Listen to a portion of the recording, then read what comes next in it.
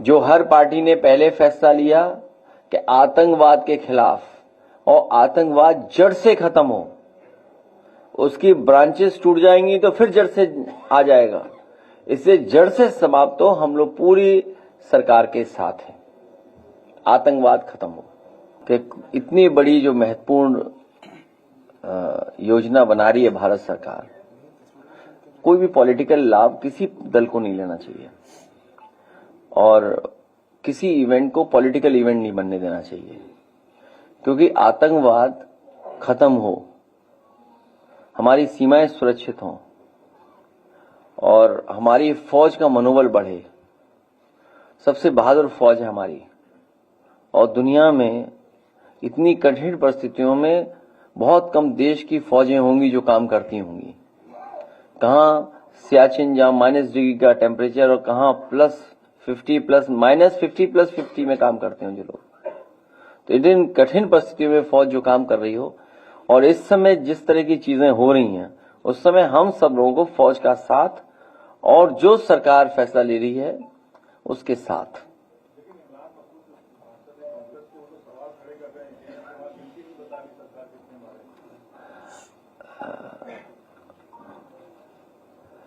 मैं फिर कहता हूं,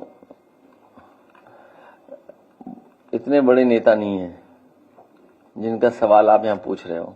अगर फोन करके आपको कहोगे हमारा पूछ लें तो बात अलग है कि नाम हमारा आ जाए यहां। हमें लगा कुछ और पूछोगे, नाम जब आया तो टिकट बांट रहे हैं वो लोग तो हाँ, वही तो मैंने कहा, मैं से कुछ और पूछेंगे टिकट बांटने का। नहीं, अब बताओ कहां दुनिया में कि विधायक टिकट बांटने लगे आपस में। कई सरकारी अस्पताल ऐसे हैं जहां पे पूरी दवाइयां लोगों को नहीं मिल रही है और लोग लंबी लंबी लाइन लग रहे हैं। बहुत बुरा हाल है अस्पतालों का, बहुत बुरा। इलाज नहीं मिल पा रहा है, दवाइयां नहीं है, लंबी लाइन है, और जो बने थे अच्छे अस्पताल वो भी बर्बाद कर दिए, उनका भी इंफ्रास्ट्रक्चर खराब कर दिया है। और केवल सूचना एक जगह से नहीं आ रही है, पूरे प्रदेश भर के अस्पतालों में हालत ऐसी है, कहीं दवाई, इलाज और गरीब की कोई मदद नहीं हो पा रही है। याद होगा जब मैं पहली बार गया था इसमें, अभी हाल ही में कैंसर रिसर्च इंस्टीट्यूट में, जब मैं कैंसर रिसर्च इंस्टीट्यूट में गया तो सबसे पहले पेशेंट से जिससे मिलने का मुझे मौका मिला वो गोरखपुर के लोग थे। उस परिवार से जब बात हुई तो वो अपनी बेटी को लेकर के आए थे और इलाज के लिए वो यहां आए थे लखनऊ में कैंसर रिसर्च इंस्टीट्यूट में। जो इलाज उनका है वो यहां पर हो रहा था। अब आप इसी से कल्पना कर सकते हैं कि मुख्यमंत्री जी के क्षेत्र से लोगों को इलाज के लिए लखनऊ आना पड़ रहा है, और जब हर दिन वहां जनता दरबार लगता है, बहुत कम मुख्यमंत्री होंगे जिन्होंने अपने गृह जनपद पे दरबार लगवाए हों, और जिसमें सबसे ज्यादा दरबार लगाए हों वो सबसे बड़ा वीआईपी जिला होगा। अगर वीआईपी के मानक हो तो हम तो यही मानक मानेंगे कि जिस जिले में सबसे ज्यादा किसी मुख्यमंत्री ने जनता दरबार लगवाया हो वो सबसे वीआईपी जिला है। और उस वीआईपी जिले में जहां पर मेडिकल कॉलेज हैं और अस्पताल हैं, एम्स है, वहां पर गरीब को इलाज नहीं मिल रहा। सोचिए आप, एम्स होने के बाद इलाज नहीं, फिर एम्स क्यों बनवाया?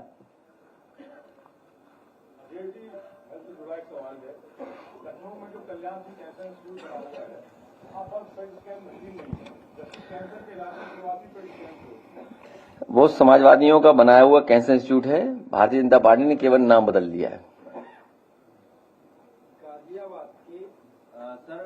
और जितना उसको बन जाना चाहिए था वो नहीं बनने दिया। और उसके पीछे अगर आप जाएंगे तो सुनने में आया है कि जो मेडिकल यूनिवर्सिटी बनी है वो एडमिनिस्ट्रेटिव यूनिवर्सिटी है, मेडिकल कॉलेज नहीं है वो, जिसका शिलान्यास प्रधानमंत्री जी ने लोक भवन के सामने किया था। हालांकि वो बटेश्वर में बनना चाहिए था, बटेश्वर में नहीं बना, वो बना समाजवादी लोगों के जो इंफ्रास्ट्रक्चर का प्रोजेक्ट बन रहा था उसकी बची हुई जमीन को बदल करके नक्शे पर उन्होंने वो मेडिकल यूनिवर्सिटी बनाई, अटल बिहारी वाजपेयी मेडिकल यूनिवर्सिटी। वो एडमिनिस्ट्रेटिव यूनिवर्सिटी है, वहां मेडिकल कॉलेज नहीं है, मेडिकल यूनिवर्सिटी तो बस इलाज नहीं हो रहा वहां। तो आप इसी से कल्पना कर सकते हो स्वास्थ्य का क्या हाल है। आप लोग उस पेट स्कैन मशीन को धंधे के तौर पर दे सकते हो वहां पे? सबसे पहले तुम दो 1 लाख रुपए, बातें कर रहे बेमतलब की। जेब में नहीं, पैसा 2 रुपए, बोले चंदा दे दो सब लोग। ये क्या बात हुई, चलो 1 लाख दो तुम, हम देंगे 2 लाख सब लोग मिल करके। अरे भाई हम कह रहे सरकार बदलो। मेडिकल वाला लगाइए, वो एड लगाइए, दिखाओ इनको, दिखाइए मेडिकल वाला एड। अरे चाहे जितने किया है तो हमारी जिम्मेदारी थोड़ी है, वो तो सरकार की जिम्मेदारी है। अच्छा बताओ, सरकार गमले लगा रही करोड़ों रुपए के, हाँ बहुत से ऐसे खर्चे सरकार कर रही है। होर्डिंग लगा रही है, होर्डिंग का तो फिर करप्शन है, वो तो जानते हो आप भी। वो तो लगती 10 है, बिल होते हैं 100 का है। नहीं, देखिए बिल 100 का, लगती 1। अब आप हिसाब लगा लो उसी से। एड आया, लाइट बंद करो, एड दिखाइए। खुद ही बीमार लग रहा है, न डॉक्टर है, न दवाई, न सुई, न जांच है। सुबह से दोपहर। भैया डॉक्टर कब आएगा? लगता है सरकार बदलेगी तभी डॉक्टर आएगा। इस बार भी गरीबों की मदद करने वाली सरकार वापस आएगी और सबको सेहत मिलेगी। जिनका काम आज भी है, 27 में बनाएंगे उनकी सरकार। अपना भविष्य खुद बनाएंगे, किसी के बहकावे में नहीं आएंगे, सबको समझाएंगे। एकजुट होकर 27 में अपनी सरकार बनाएंगे, मतलब पीडीए सरकार लाएंगे। अपनी सरकार बनाएंगे, अपनी सरकार बनाएंगे। ये पत्रकार समझ नहीं पाए, दोबारा दिखाओ इन्हें, दोबारा नहीं समझ पाए, एड कहां समझ पाए। ये अस्पताल तो हमें खुद ही बीमार लग रहा है, न डॉक्टर है, न दवाई, न सुई, न जांच है। सुबह से दोपहर। भैया डॉक्टर कब आएगा? लगता है सरकार बदलेगी तभी डॉक्टर आएगा। सरकार का इलाज नहीं करना ही होगा। इस बार भी गरीबों की मदद करने वाली सरकार वापस आएंगे और सबको सेहत मिलेगी। जिनका काम आज भी है, 27 में बनाएंगे उनकी सरकार। अपना भविष्य खुद बनाएंगे, किसी के बहकावे में नहीं आएंगे, सबको समझाएंगे। एकजुट होकर 27 में अपनी सरकार बनाएंगे, मतलब पीडीए सरकार लाएंगे। अपनी सरकार बनाएंगे, अपनी सरकार बनाएंगे।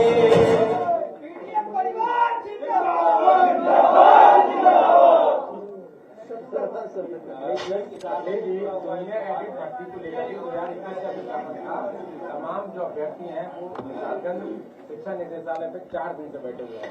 आपके माननीय विधायक जी ने सदन में भी सवाल उठाया था, लेकिन वो आज भी आरक्षण को लेकर के आधिकारिक तालम तोड़ कर रहे हैं और वो लगातार धरने बैठे हैं। नौकरी और आरक्षण बीजेपी के एजेंडे में नहीं है। नौकरी और आरक्षण बीजेपी के एजेंडे में नहीं है।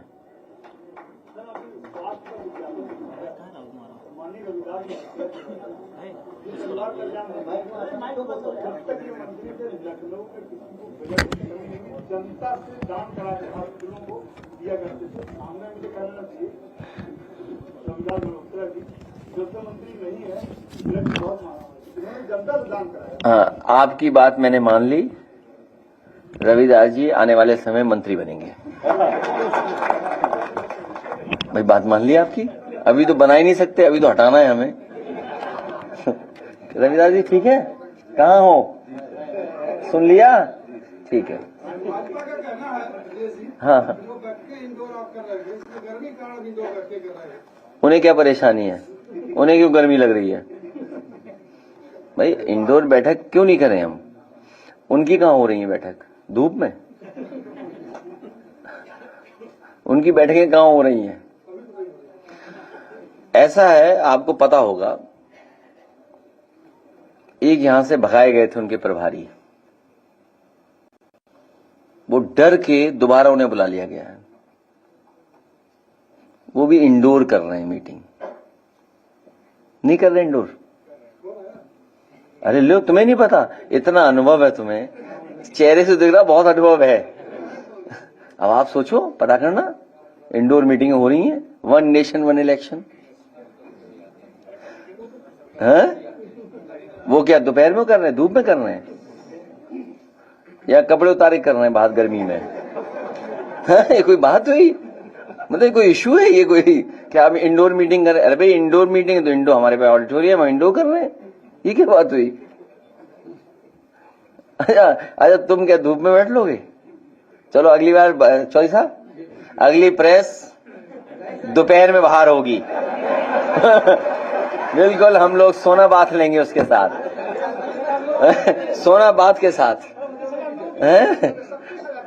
नहीं, सबकी जगह नहीं है ना, हम सब लोग बैठेंगे ना सोना बात में।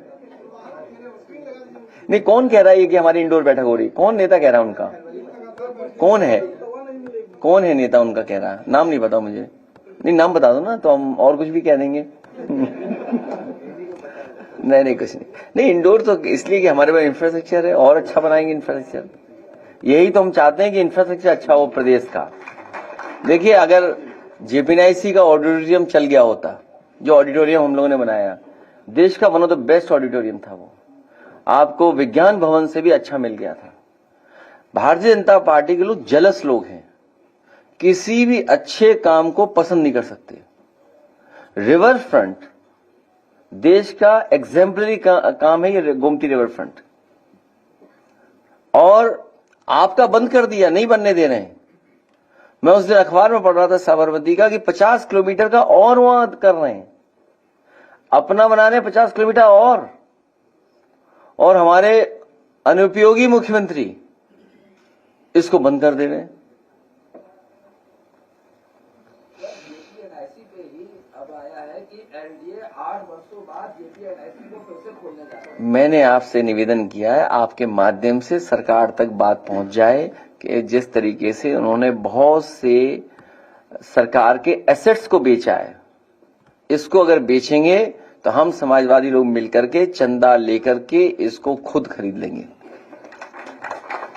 हम लोगों ने, क्योंकि इसके साथ हमारा आइडियोलॉजिकल जो इमोशनल अटैचमेंट है वो बड़ा है, जिसको नेताजी ने शुरू किया हो, शिलान्यास किया हो, और उस समय बहुत से देश के बड़े लीडर्स आए थे, और आज भी लोहिया पार्क वही है, उसी का हिस्सा कट करके जेपीएनआईसी बना है।